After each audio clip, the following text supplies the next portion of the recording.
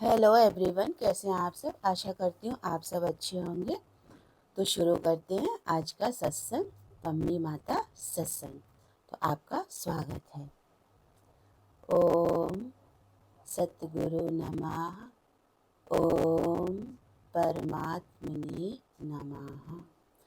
तो योग चल रहा था, जिसको कि पहले भी हम लोगों ने सुना था कि संसार के कितनी भोग्य वस्तुएं, कितने ऐशो आराम की चीज़ें जो भी प्राप्त कर लेता है उसको मिलने का नाम योग नहीं है आध्यात्म में। तो इसी में आगे बढ़ते हैं कि इसी में था कि योग अनेक प्रकार का है। तो यही पिछली वाणी में खुला था। और आध्यात्म में 3 प्रकार के योग बताए जाते हैं। पहला कर्म योग, दूसरा ज्ञान योग और तीसरा होता है भक्ति योग। तो आज कर्म योग पे बात करेंगे। तो कर्म योग में परमात्म प्राप्ति का, परमात्म अनुभव का, परमात्म अनुभूति का रास्ता जो है वो बड़ा लंबा हो जाता है। क्योंकि कर्म योग में जो साधक होता है वो 24 घंटे कुछ ना कुछ करता रहता है। वो झाड़ू लगाएगा तो भगवान तेरे लिए, वो खाना बनाएगा तो भगवान तेरे लिए, वो अपने नित्य के क्रियाक्रम करेगा तो भगवान तेरे लिए। भगवान तूने नहला दिया, भगवान तूने कपड़े पहनवा दिए, भगवान तू सत्संग ले गया, भगवान तू जो है खाना खिलवा दिया तूने, भगवान तूने जो है मेरे बच्चे की पढ़ाई करवा दी, भगवान तू ना होता तो हम कैसे आज जीवन में आगे बढ़ते। सारे काम वो भगवान को ही समर्पित करके करता है कर्म योगी। अब करता तो है, बहुत अच्छी बात है अगर ये भी योग किसी का लग जाए, पर वो योग उसका अभी स्वयं से ही लग रहा है, अभी वो परमात्मा से नहीं लग रहा है। क्योंकि अभी उसके भगवान और उसके करने के बीच में मैं सबसे बड़ा रोड़ा है ना, कि मैं भगवान के लिए कर रहा हूँ। मैं तो ये मैं का बिल्कुल भी, जब मैं बिल्कुल लुप्त हो जाए कि वो काम करे तो उसे ये आभास ही ना हो कि भगवान मैं तेरे लिए कर रहा हूँ। तो जो कर्म योगी होते हैं ना, वो अंत समय तक कुछ ना कुछ करने में ही लगे रहते हैं। घर का भी करेंगे, फिर सत्संग का भी करेंगे, जहाँ जाएंगे वहाँ भी करेंगे। उनका एक ही उद्देश्य होता है, किचन में, घरों में ये नहीं साफ है, वो नहीं साफ है, यहाँ गंदगी वहाँ गंदगी। क्योंकि उन्होंने कर्म योग को ही अपनाया हुआ है ना। और सच पूछो, कर्म योग आप जहाँ भी जाओगे, है ना, आप देखो तो सही, वो तो सारे के सारे संसार ही व्यक्ति हैं, है ना। आप भले हम उनको योगी का घर बोल दें, भले हम उन्हें बड़ा सत्संग हो रहा है उसका घर बोल दें, है ना, लेकिन सत्संग करना घर में और सत्संगी होना स्वयं में, दोनों में बड़ा अंतर है ना। और एक सत्संग करना, बोलना, सुनाना, सुनना, बैठना, और स्वयं सुनना और सुनाना, बोलना और बैठना, उसमें भी बहुत अंतर है। हम आगे वाले को बहुत अच्छी बात सुना देंगे, बोल देंगे, कर देंगे, सब कर देंगे, बहुत अच्छी बात है। लेकिन स्वयं को सुनाना, स्वयं के लिए बोलना, और फिर जैसे आगे वाले को बोलते हैं तो लगता है ना कि जो बोला जा रहा है ये सुने, जो बोला जा रहा है ये समझे, जो बोला जा रहा है ये उन भगवान के वचनों की पालना करे, गुरु के वचनों की पालना करे। तो यही जब स्वयं के अंदर में बोलना आ जाता है, जब स्वयं के अंदर में समझना आ जाता है, जब स्वयं गुरु के एक एक वचन पर मरना मिटना आ जाता है और चलना आ जाता है, तब वो अनुभव स्वयं का बनता है, तब वो कर्मयोग स्वयं के लिए होता है। तो कर्मयोग आगे वाले के लिए नहीं करना है। आगे तो तुमने बहुत सफाइयाँ करी, बहुत झाड़ू लगाई, बड़े चमका दिए, घर चमका दिए, अपने चमका लिए, जहाँ गए वहाँ चमका दिए, गुरु के आश्रम में गए वहाँ चमका दिए, जहाँ सत्संग हो रहे वहाँ चमका दिए, बाहर सब व्यवस्था बढ़िया, चकमक चकाचक। लेकिन अंदर का घर तुम्हारा चमका कि नहीं चमका? कर्म योग तो अंदर लगाना था आपने, लेकिन कहाँ लगाया? बाहर लगाया। तो बाहर का चकमक तो सबको दिख जाता है और उसकी सब तारीफ करेंगे, सब आपके चरणों में गिर जाएंगे, आहा बहुत योगी, बहुत अच्छा है, जहाँ जाता है वहाँ लगा रहता है, जहाँ जाता है वहाँ जुटा रहता है, ना अपना समझता है ना पराया समझता है। लोग तो पैर धो धो के आपके पिएंगे चरणामृत, तारीफों के पुल बांध देंगे। लेकिन आप स्वयं अंदर में अपने से कर्म योग लगाया, और जब अपने को बाह्य व्यवस्था में फिट किया और ऐसे ही अंदर अपनी व्यवस्था में अपने आप को फिट किया हो तो आप स्वयं अपने आप को प्रशंसा दोगे, किसी दूसरे की ज़रूरत ही नहीं है। और जब ये प्रशंसा स्वयं से स्वयं में, और स्वयं को प्रशंसा देने का मतलब ये नहीं कि खुद की बड़ी तारीफ करेगा, वो एक आनंद की अनुभूति होती है उस योगी को। वो किसी के लिए कुछ नहीं करता। फिर ये बाह्य का जितना भी समेटना है, ये सब स्टार्टिंग की स्टेज होती है, क्योंकि उसी से तो हम अंदर जाएंगे।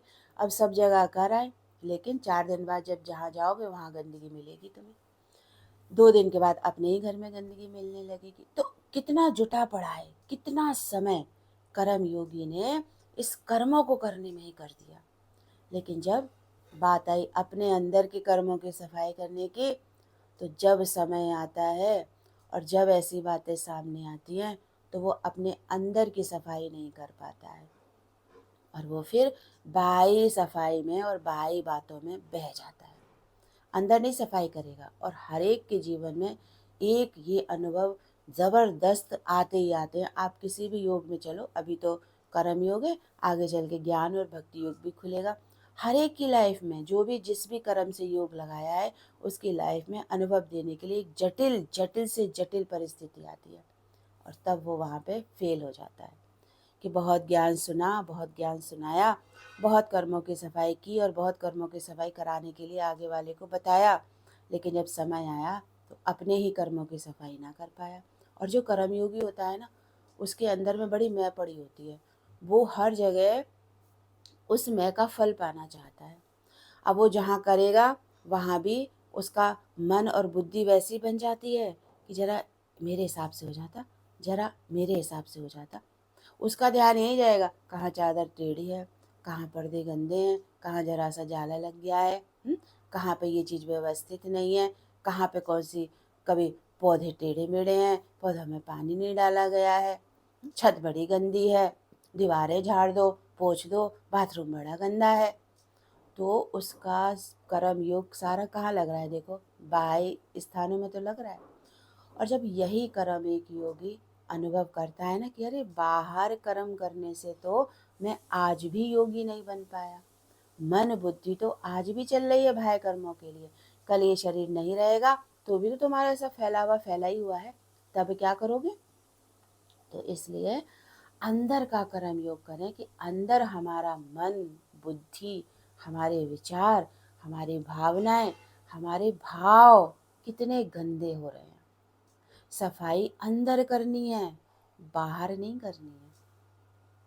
बुद्धि में कोई बात आ रही है, मन कहीं जा रहा है, आज अपना ही उद्धारा नहीं हो पा रहा है। चलो बाहर की सफाई में तो अब जिन्होंने मेहनत कर ली है कर्म योगियों ने, उन्होंने तो कर ली मेहनत। अब अंदर झांके ना कि मेरे अंदर में अभी कितनी गंदगी पड़ी हुई है।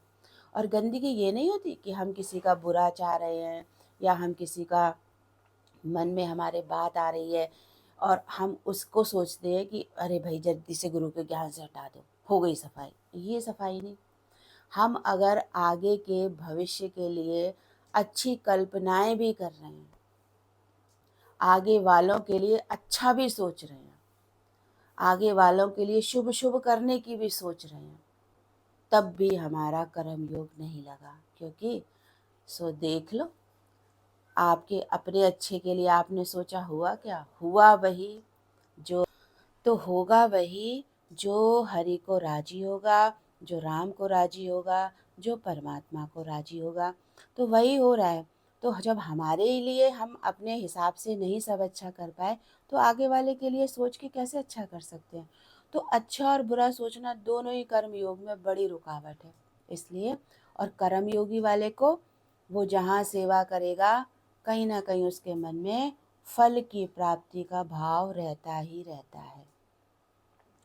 वो अपने घर में भी सेवा कर रहा है, वो अपने, चलो घर का छोड़ो, आज हम सब इतने दिनों सालों से सत्संग सुन रहे हैं, तो जो सत्संग में भी जो कर्म योगी, जो कर्म दिन भर लगे पड़े हैं, यहाँ जा रहे वहाँ जा रहे, यहाँ दौड़ रहे वहाँ दौड़ रहे, ये बीमार इसके यहाँ ये सिवा, ये बीमार है ये सत्संग नहीं आ पा रहा, इसको लेके आओ, इसको छोड़ने जाओ, इसकी सेवा करो उसकी सेवा करो, क्या है, दौड़ी तो लग रही है।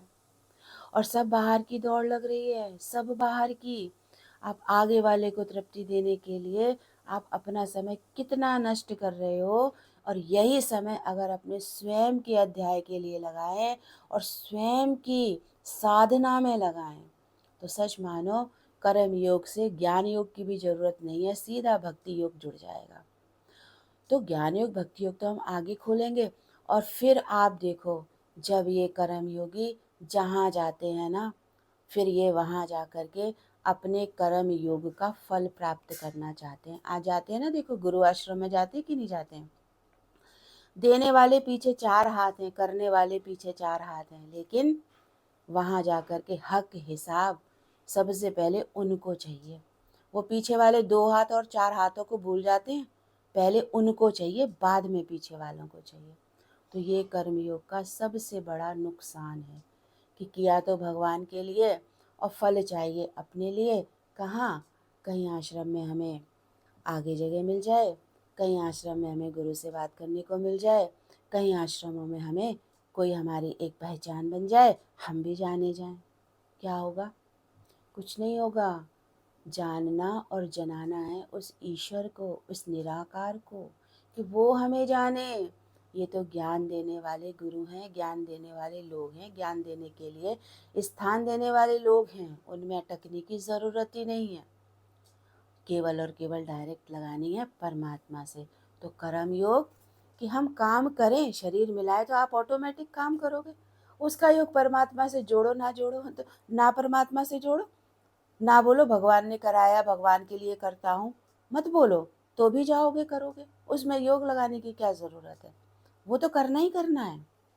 लेकिन हमारे भावों को, हमारा शरीर जितना मलिन होता है, मैं मेरे किसे सना हुआ आता है, दुर्भावना से सना आता है, तो इसमें परमात्मा की अनुभूति कराने के लिए कर्म योग में भगवान का नाम जोड़ दिया जाता है कि अब मैं कुछ नहीं करता, जो करता है वो भगवान करता है।